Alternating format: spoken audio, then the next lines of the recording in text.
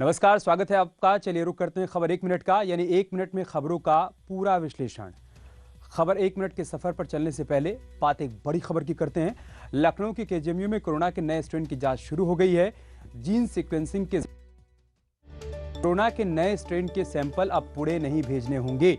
CM योगी के निर्देश पर अब ये जांच शुरू कर दी गई है। यूपी के 3 दूसरे संस्थानों में भी जांच हो सकेगी।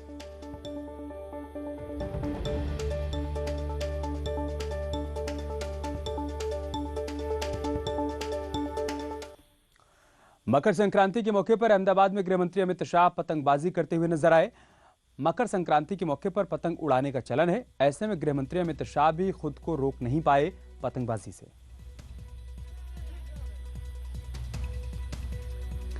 तस्वीरें हम आपको अहमदाबाद की दिखा रहे हैं, जहां पर मकर संक्रांति के मौके पर गृहमंत्री अमित शाह पतंग उड़ाते हुए नजर आए। मकर संक्रांति पर पतंग उड़ाने का चलन है, लिहाजा पतंगबाजी में अमित शाह ने भी हाथ आजमाए। मकर संक्रांति के मौके पर वो अपने गृह राज्य गुजरात में थे, अहमदाबाद में, जहां पर सुबह उन्होंने पूजा अर्चना भी की, ट्वीट कर देशवासियों को मकर संक्रांति की शुभकामनाएं दी और बाद में पतंगबाजी भी की।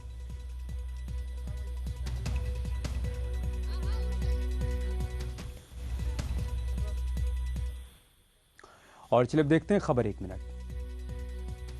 मुरादाबाद के एसपी सांसद एसटी हसन ने अयोध्या में राम मंदिर निर्माण को लेकर विवादित बयान दिया है। एसटी हसन ने आरोप लगाया कि आने वाले चुनावों में फायदा होने के लिए बीजेपी राम मंदिर का चंदा लेने निकले लोगों पर पथराव करवा सकती है। ये सब कुछ कर लेते हैं, लेकिन इनके पास फार्मूला हिंदू मुसलमान का, ये आखिर में लाके ऐसा हिंदू मुसलमान करेंगे कि लोग, भोले वाले लोग धार्मिक भावनाओं में बह के इनको वोट दे देती। यही बात, राम मंदिर बन रहा है, चलिए एक मसला खत्म हो गया। इन्हीं के लोग जब चंदा लेने निकलेंगे तो चंद दिखे हुए मुसलमानों से इनका पथराव करा देंगे। ये वही लोग हैं जिन्होंने श्री राम मंदिर के विरोध में, जब माननीय मुलायम सिंह यादव जी की सरकार थी, तब कार सेवकों पर गोली चलवाई थी। आज पत्थर चलवाने की बात कर रहे हैं और सीधी तौर पर श्रद्धालुओं को धमकाने की बात, प्रभु श्री राम में आस्था रखने वाले लोगों को धमकाने की बात है। ये अखिलेश यादव जी को अपना स्टैंड साफ करना चाहिए कि वो राम मंदिर निर्माण के साथ है या राम मंदिर निर्माण के विरोध में है। सामूहिक विवाह के कार्यक्रम में शामिल होने के लिए शाहजहांपुर पहुंचे सुरेश खन्ना ने पूर्व मुख्यमंत्री अखिलेश यादव पर तंज कसा। सुरेश खन्ना ने निशाना साधते हुए कहा कि बारिश हो या सूखा, अखिलेश को तो भाजपा का ही हाथ मालूम पड़ता है। ओवैसी के मुद्दे पर भी वो भाजपा का ही हाथ कह रहे हैं, जबकि ओवैसी आए या जाए इससे उन्हें कोई फर्क नहीं पड़ता। बीजेपी दोबारा बड़े बहुमत से आए। इनको तो हर जगह भाजपा का हाथ मालूम होता है। अगर ज्यादा बारिश हो तो भी इन्हें भाजपा का हाथ मालूम होता है, कहीं सूखा पड़ जाए तो भाजपा का हाथ मालूम होता है। हमने पहले भी कहा है कि न खंजर उठेगा न शमशीर इनसे, ये बाजू मेरे आजमाए हुए हैं। ये लोग जो हैं ये कुछ भी करें, भारतीय जनता पार्टी की सरकार दोबारा बहुत बड़े बहुमत से बनने जा रही है। दरअसल शाहजहांपुर में सामूहिक विवाह और दिव्यांगों को उपकरण वितरण का कार्यक्रम था, जहां यूपी सरकार के वित्त मंत्री सुरेश खन्ना शामिल हुए। किसानों के मुद्दे पर सुरेश खन्ना ने कहा कि अब किसानों को कोर्ट के आदेश के अनुसार मीटिंग कर मामले को सुलझा लेना चाहिए। मकर संक्रांति के मौके पर गोरक्षपीठाधीश्वर योगी आदित्यनाथ ने ब्रह्म मुहूर्त में भगवान गोरखनाथ को पहली खिचड़ी चढ़ाई, फिर नेपाल नरेश की तरफ से आई हुई खिचड़ी चढ़ाई गई। इसके बाद दूर दूर से आए श्रद्धालु खिचड़ी चढ़ाने लगे। इस मौके पर सीएम योगी ने राज्य के लोगों को मकर संक्रांति की बधाई दी और अन्नदाता किसानों को भी सराहा। बहुत सारे स्थानों पर किसानों के उमंग और उत्साह का पर्व भी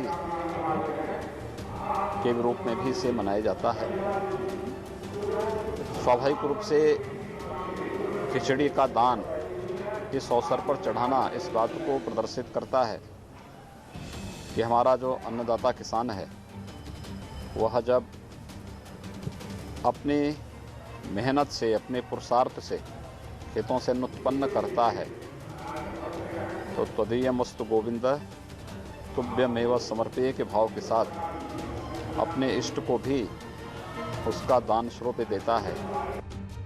राज्यपाल आनंदीबेन पटेल ने कांच नगरी फिरोजाबाद में कांच उद्योग का दौरा किया और यहां होने वाले कामकाज को देखा। उन्होंने शहर के इंडस्ट्रियल स्टेट नंगला भाऊ स्थित कांच फैक्ट्री प्रगति ग्लास इंडस्ट्रीज का भ्रमण किया। इस दौरान उन्होंने कांच से बने तरह तरह के उत्पादों को देखा और फैक्ट्री संचालक से भी कामकाज को लेकर बातचीत की। मेन उनका उद्देश्य ये था कि जो इंडस्ट्रीज हैं, मेन इंडस्ट्रीज जो कलर डेवलप करती हैं यहाँ पर और जो एक्सपोर्ट से जुड़ी हुई हैं, उसके बारे में वो जानकारी लेना चाहते हैं कि जो ग्लास का यहाँ एक्सक्लूसिव बनता है, जो प्रगति इंडस्ट्रीज एक्सक्लूसिव ग्लास बनाती है, उसके बारे में वो इन्फॉर्मेशन लेना चाहते हैं। उन्होंने यहाँ से कुछ प्रोडक्ट्स मंगाए थे, उन्होंने उनको वहाँ पर स्टडी करवाया अपने स्टाफ के थ्रू जैसे भी।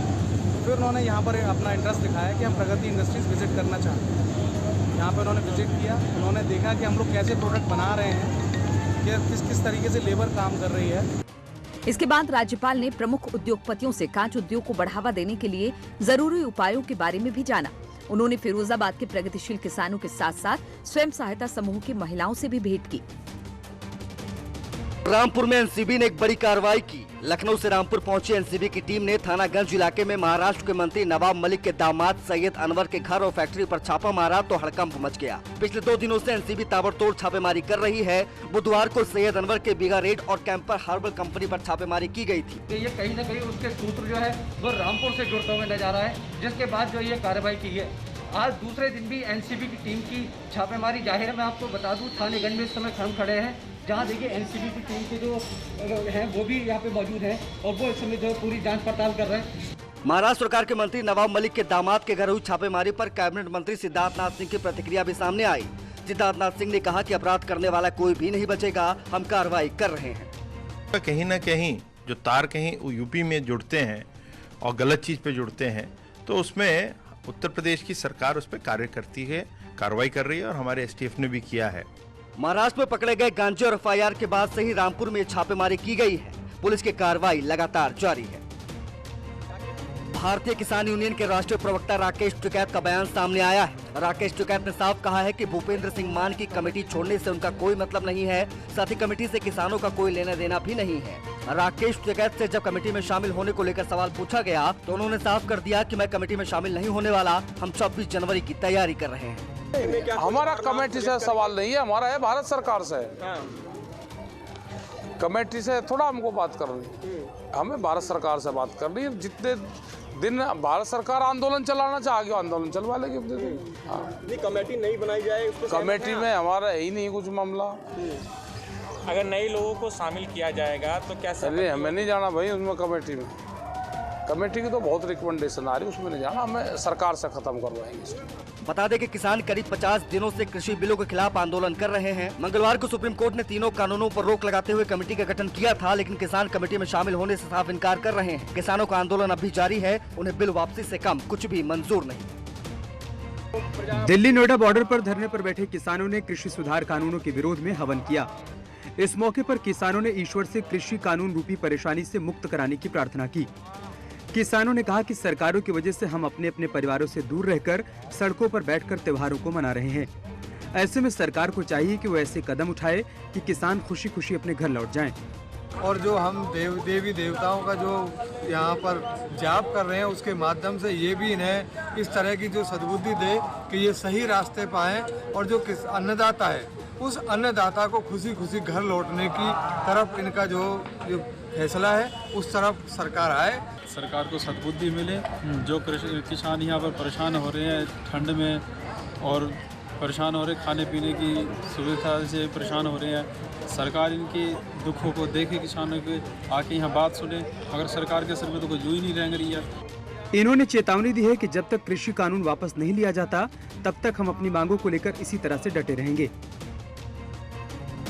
मुजफ्फरपुर नगर जनपद के बेगराजपुर मेडिकल कॉलेज में कोरोना पॉजिटिव शख्स ने हॉस्पिटल की 5वीं मंजिल से कूदकर आत्महत्या कर ली। 8 जनवरी को उसे यहां पर भर्ती कराया गया था। इस घटना के बाद मरीज के परिजनों ने हॉस्पिटल पर लापरवाही बरतने का आरोप लगाते हुए हंगामा किया।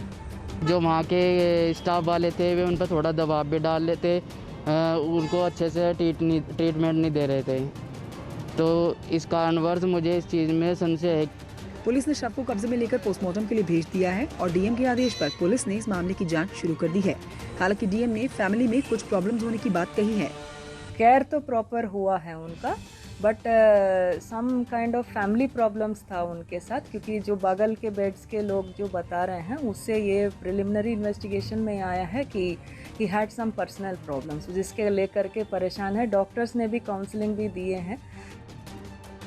16 जनवरी से शुरू हो रहे वैक्सीनेशन को लेकर सभी तैयारियां पूरी हो गई हैं। प्रदेश में अब 825 की जगह 311 केंद्रों पर वैक्सीनेशन होगा। वहीं राजधानी लखनऊ में अब 16 की जगह 11 केंद्रों पर वैक्सीनेशन होगा। लखनऊ में 51,000 स्वास्थ्य कर्मियों को टीका लगना है। लखनऊ का डेटा जो है अब थोड़ा चेंज हुआ है। पहले 16 जगहों पे वैक्सीन लगनी थी, लेकिन अभी 11 जगहों पे वैक्सीन लगेगी। सभी जगहों पर 100 की तादाद में लोगों को, वॉलंटियर्स को इस वैक्सीन को लगाया जाएगा। यानी पहले दिन यानी 16 तारीख को 1100 लोगों को लगाया जाएगा। फिर अगले सोमवार से 3 दिनों के भीतर 51,000 का डेटा लखनऊ में पूरा किया जाएगा। पीएम मोदी झांसी और वाराणसी 2 जगहों से ऑनलाइन जुड़ेंगे और इसके बाद प्रदेश में वैक्सीनेशन का काम शुरू हो जाएगा। इस काम में कहीं कोई दिक्कत ना हो, इसके लिए सुरक्षा के चाक चौबंद इंतजाम किए गए हैं। जगह जगह पुलिसकर्मी वैक्सीन सेंटर पर मुस्तैद हैं। कानपुर के कांशीराम अस्पताल में कोरोना वैक्सीन पहुंच चुकी है और 16 जनवरी से वैक्सीनेशन का काम शुरू होगा, लेकिन इससे पहले ही लोगों का उत्साह काफी ज्यादा है। वैक्सीन पहुंचने पर नौबस्ता आवास विकास में लोगों ने हवन पूजन किया। वैक्सीन के लिए देश के वैज्ञानिकों और प्रधानमंत्री का आभार जताया और उम्मीद जताई कि कानपुर के लोग जल्द ही इस महामारी से छुटकारा पा लें। इस मौके पर भगवान से देश की समृद्धि के लिए भी प्रार्थना की गई। कानपुर में वैक्सीन आई हुई है, उसके लिए हम लोगों ने हवन पूजन करवाया और करवाने के बाद इसमें हम देश भर के सारे नागरिकों से अपील करते हैं कि जो फ्री वैक्सीन लग रही है इसको लगवाएं और हमारा देश पूरा स्वस्थ रहे। इसके लिए जो फ्री वैक्सीन मोदी जी दे रहे हैं उनके लिए बहुत बहुत धन्यवाद, और जो वैज्ञानिक लोग इनको सफलतापूर्वक बनाया उनको भी बहुत बहुत धन्यवाद देते हैं। वैक्सीन को लेकर उत्साहित लोगों ने कहा कि इस पर राजनीति नहीं होनी चाहिए। आगरा में एक शख्स ने आत्मदाह की कोशिश की। कलेक्ट्रेट परिसर में उसने खुद को आग लगा ली। हालांकि मौके पर मौजूद लोगों ने फौरन आग बुझा दी, जिससे उसकी जान बच गई। उसका आरोप है कि दबंग उसकी बहन के साथ छेड़खानी करता है और पुलिस उसके खिलाफ कोई कार्रवाई नहीं कर रही, जिसके चलते उसने एक कदम उठाया। पुलिस इस पूरे मामले की जाँच पड़ताल कर रही है।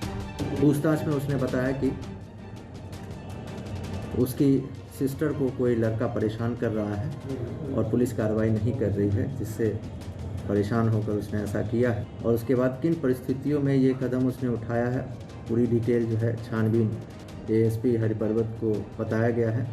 उनके परिवार से बातचीत की जा रही है। डिटेल और जो है वो निकल कर आएंगे। आगे की कार्रवाई जो है विधिक कार्रवाई की जाएगी।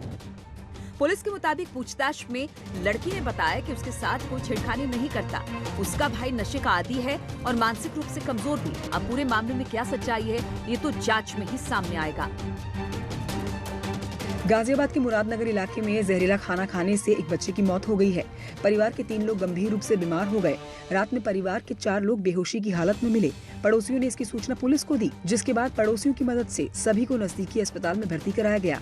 अस्पताल में इलाज के दौरान बच्चे की मौत हो गई, जबकि पति पत्नी का इलाज चल रहा है। फॉरेंसिक विभाग और खाद्य विभाग की टीम खाने के सैंपल लेकर तफ्तीश में जुट गई है। तो इसमें कई कारणों की हम लोग जांच कर रहे हैं। हो सकता है फूड पॉइजनिंग हो, क्योंकि ऐसे उन्होंने बताया कि रात में एक जगह से खाना लाए थे। उसको खाने के कुछ समय बाद 1.5-2 घंटे बाद ये लोग हल्का फुल्का उन्होंने अनईजीनेस फील की। तो उस चीज़ को भी हम देख रहे हैं और बाकी अन्य पहलुओं पर भी जांच कर रहे हैं। जो भी खाने की चीज़ें हैं, जहाँ से भी लाए थे और जहाँ घर पे भी जो मिला है उसको हम सैम्पलिंग करवा रहे हैं। FSL की टीम और भी अन्य बिंदुओं पर जाँच कर रही है। बहुत ही जल्द इसको हम क्लियर करेंगे कि किन कारणों से। शुरुआती जांच में मामला फूड पॉइजनिंग का लग रहा है। पीड़ितों के अनुसार रात में वो एक होटल से खाना लेकर आए थे और खाया था। हालांकि पुलिस कई बिंदुओं पर मामले की जांच कर रही है। यहाँ रुक रहे हैं छोटे से ब्रेक के लिए, जल्द लौटेंगे कुछ और खबरों के साथ। और चलिए एक बार फिर से देखते हैं खबर 1 मिनट। 26 जनवरी को राजपथ पर होने वाले परेड की फुल ड्रेस रिहर्सल की जोशीली तस्वीरें सामने आई। तस्वीरों में सैकड़ों जवान एक साथ कदमताल करते दिखाई दे रहे हैं। इस साल गणतंत्र दिवस के मौके पर राजपथ पर कुल 32 झांकियां दिखाई देंगी। इनमें से 17 झांकियां राज्यों की होंगी, बाकी झांकियां केंद्रीय मंत्रालयों और सेनाओं, जिसमें थल, जल और वायुसेना की झांकियां शामिल होंगी। गणतंत्र दिवस से पहले बुधवार को फुल ड्रेस रिहर्सल की गयी। जवानों ने राजधानी के करियप्पा परेड ग्राउंड में पैदल और घोड़े दस्ते के साथ मार्च किया। इस बार गणतंत्र दिवस परेड भी लाल किले पर खत्म न होकर इंडिया गेट के करीब नेशनल स्टेडियम पर खत्म हो जाएगी। 8.5 किलोमीटर लंबी परेड इस बार सिर्फ 3.5 किलोमीटर तक ही सीमित रहेगी। कोरोना महामारी की वजह से इस साल राजपथ पर 25,000 से ज्यादा लोग परेड नहीं देख पाएंगे। इससे पहले हर साल करीब 1.25 लाख लोग गणतंत्र दिवस परेड देखने पहुंचते थे। कोरोना महामारी को देखते हुए इस साल 15 साल से कम उम्र के बच्चों को परेड देखने की इजाजत नहीं दी गई है। कोविड-19 महामारी ने एक दूसरे पर निर्भरता की भावना को मजबूत किया है। इसी के बदौलत पूरा देश एकजुट होकर इस आपदा का मुकाबला कर रहा है। अब वैक्सीनेशन के ऐलान के बाद जरूरत है कि हम सब अपना सबसे बेहतर योगदान दें ताकि हम एक साथ इस वायरस को हराने की तरफ कदम बढ़ा सकें। नेटवर्क 18 इस मुहिम में हर कदम पर आपके साथ है।